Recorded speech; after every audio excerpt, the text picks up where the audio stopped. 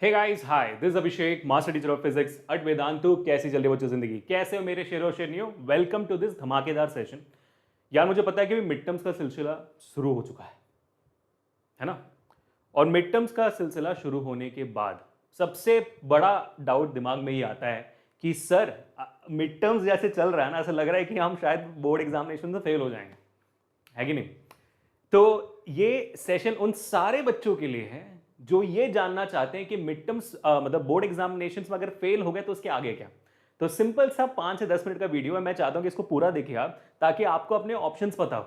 मैं इस वीडियो के थ्रू ये नहीं बताना चाहता कि आप फेल होने वाले हो, बिल्कुल नहीं। But to know the options extremely important, क्योंकि मैंने देखा हुआ है हजारों बच्चों को एक सब्जेक्ट में, 2 सब्जेक्ट में फेल होने के बाद उनको पता नहीं होता करना क्या है, और तब तक बहुत सारे टाइमलाइंस निकल जाते हैं जिसके वजह से फिर उनको अगले साल देना पड़ता है बोर्ड्स। तो आज मैं आपको बताने वाला वो 3 चीजें जो आप कर सकते हो if in case you fail in 1 subject, 2 subject और multiple subjects in board examinations. तो क्या आप लोग रेडी हो? शुरू करते हैं।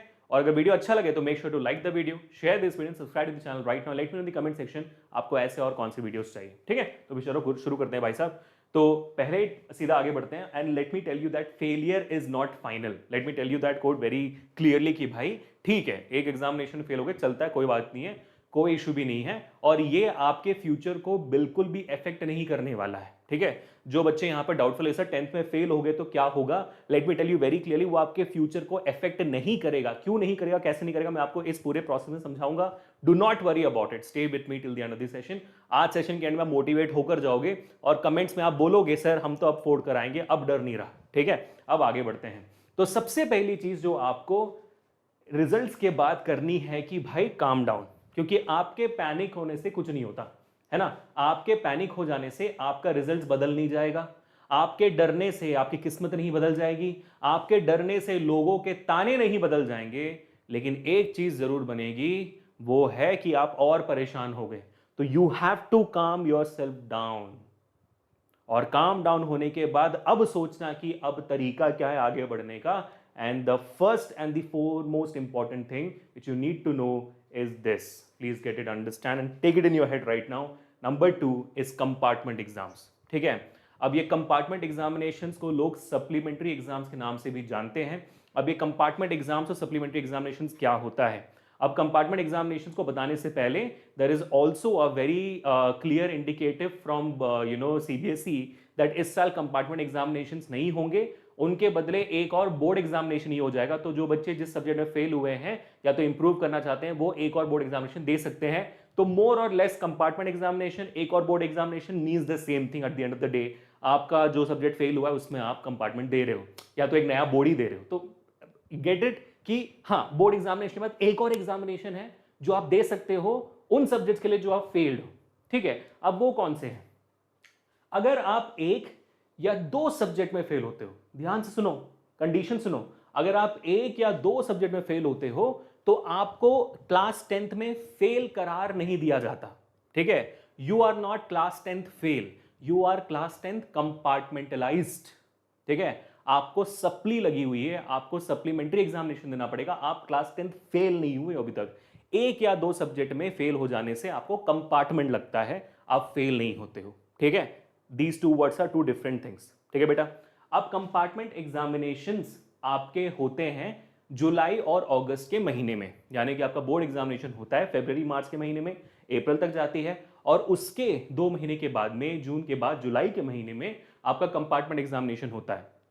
तो अगर मान लो आपको एक या 2 सब्जेक्ट में अगर आप फेल हो जाते हो, आपको पासिंग मार्क्स नहीं मिलते हैं, तब आप इन 1-2 सब्जेक्ट्स के कंपार्टमेंट एग्जामिनेशन दे सकते हो। आपको सारे सब्जेक्ट्स के एग्जामिनेशन देने की जरूरत नहीं है। जिन सब्जेक्ट में आप फेल हुए हो उन्हीं सब्जेक्ट को देना काफी है।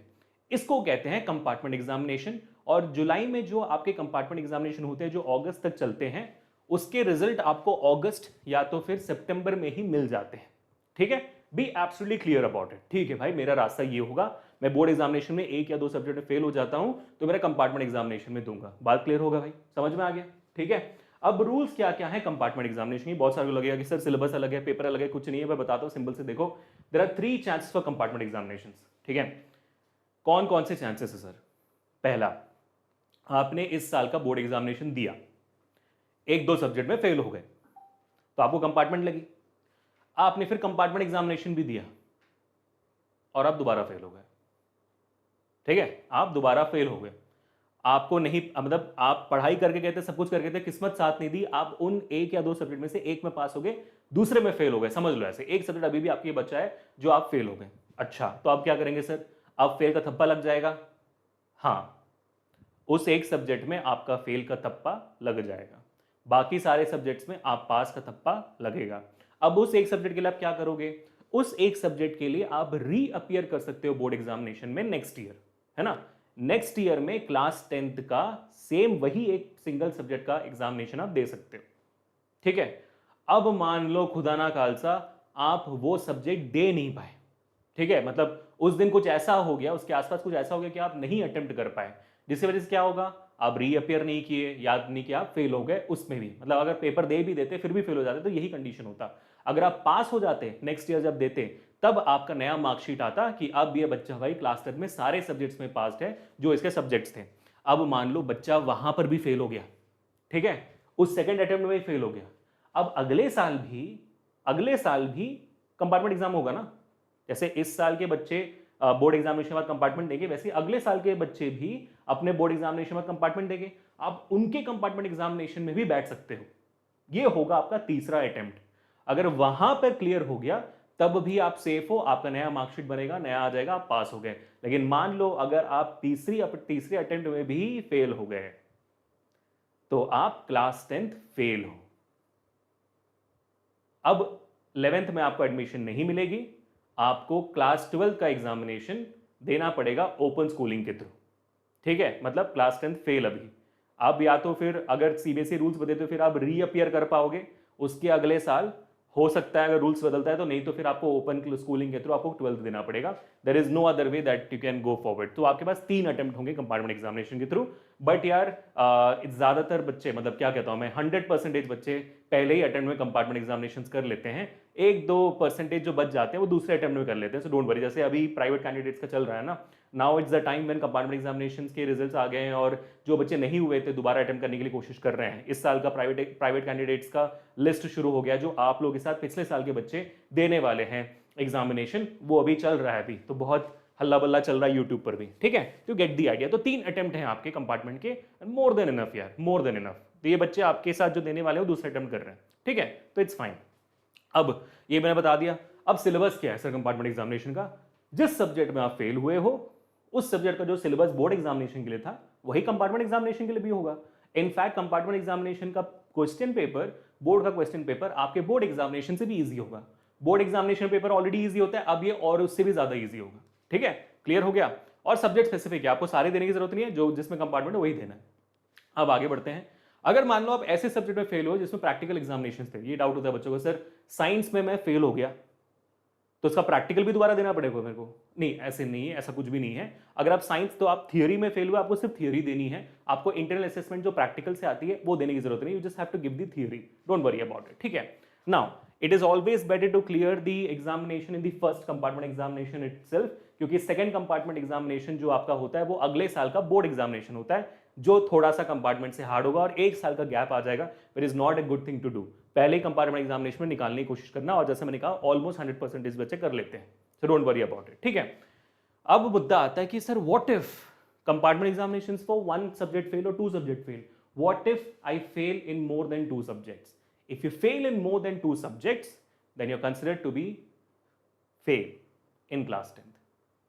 You cannot write down the compartment examination this year. You will be declared failed and then you have to write down or you have to reappear class 10th next year. तो जो बच्चे इस साल लिख रहे हैं आपके साथ बोर्ड एग्जामिनेशन पेपर, मोस्टली वो बच्चे हैं जो 2 से ज्यादा एग्जामिनेशन में कंपार्टमेंटलाइज थे, तो इस साल वो रीअपियर कर रहे हैं क्लास 10 के एग्जामिनेशन, और उन सारे बच्चों को सारे सब्जेक्ट्स में लिखना पड़ेगा 10th बोर्ड एग्जामिनेशन, ना ही सिर्फ उन सब्जेक्ट्स में जिनमें वो फेल हुए हैं। They have to reappear for all the subjects.